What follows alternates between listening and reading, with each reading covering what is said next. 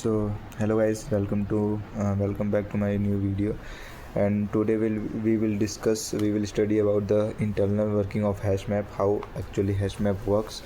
So many of you use HashMap in your Java program. So ever you thought that how it works, how the value got added in your HashMap, and how memory get allotted to the hash map. So we will discuss about that thing, and this is very interesting concept which you should remember in for your interviews, and it will be very helpful. So from starting onwards, I have written in my text, when you create hash map in your Java program, then it allocates an empty table in your particular memory. Let's say when you start a hash map, it allocates an empty table when hash map is created. So what this table contains, like a bucket where you can store key value pair form. That bucket can store key value pair form.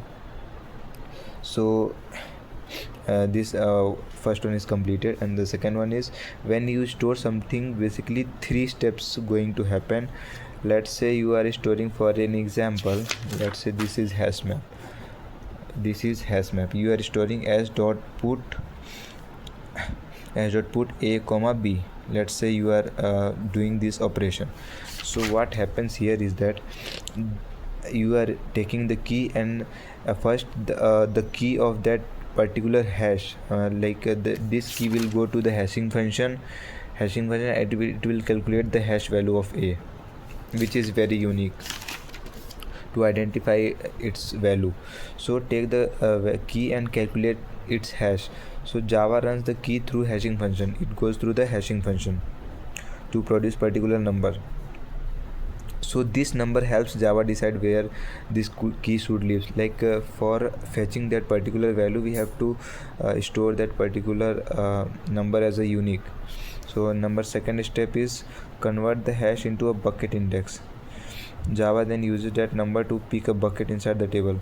So every hash gets converted into bucket index. There are multiple buckets, and if Java wants to know which key is belonging to which bucket, so every bucket index will have a unique value. So that particular hash is allotted to particular bucket index. Let's, for example, let's say this one. Here are multiple buckets, and every bucket have unique values. And how this unique values is decided? By this hash value. This hash value will have another unique value. Let's say you are putting another key as a z, let's say z comma t, then this will have another bucket value. So when you retrieve this particular value, it just again find the hashing code of this particular key and find that particular bucket. So this one first step, and the second step is every bucket allocate every bucket the table. This tells the Java exact position. And the third one is store the entry in that bucket. If the bucket is empty, the entry is just placed there. If the bucket already has entries, Java links them. So what it happens when your hash map is empty? If the bucket is empty, the entry is just placed. If all the buckets are empty, like initially it is not a fixed size bucket, but all the bucket is empty. So when you put on this one, then it filled. Let's say all buckets are already filled. When you have filled the key value pair as like the 2,5, it already filled. And next time you will put 2,7, then it will override this particular value. And if some key already exists, Java replaces its values. So what happens when you retrieve some values from the hash map? So Java repeats the hashing function and all. When you retrieve the particular value of the key, it first converts that particular key into the hash value, and it checks that particular hash value present in that particular map or not. Basically find that particular bucket.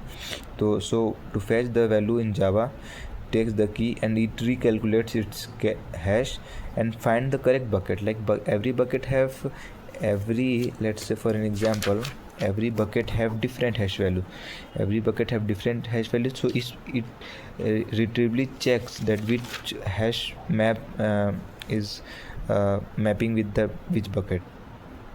and return the value almost instantly, like in big of one time complexity it returns. This entire process feels instant because Java knows exactly where to look because of that particular hash.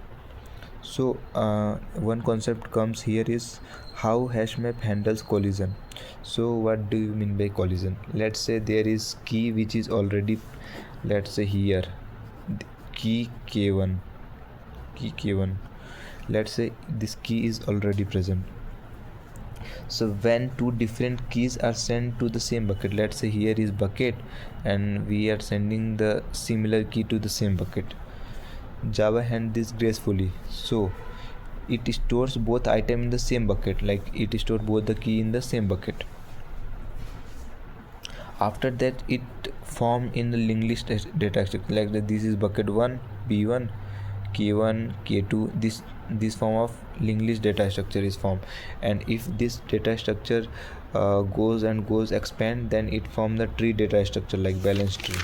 And this way this particular things got correct. And the last one is HashMap grows automatically. It doesn't have fixed size, so it automatically grows. Let's say you are not defining any fixed size for that particular HashMap. So when the map gets filled up beyond the limit called load factor, this is called a load factor, then Java creates a bigger table, like a bigger table it will create and redistribute all entries again. This is called rehashing, and it keeps on it's on map efficient, it make the map efficient. So these are the simple concept which you have to learn very efficiently in any Java interviews. It will be very helpful for you. So until that, stay happy and stay learning, and this is end for the day. And tomorrow we will again meet for with the new video with the new concept. And thank you for watching this video. And if you like this video, please subscribe to my channel, and we will continue on developing a good knowledge. Thank you.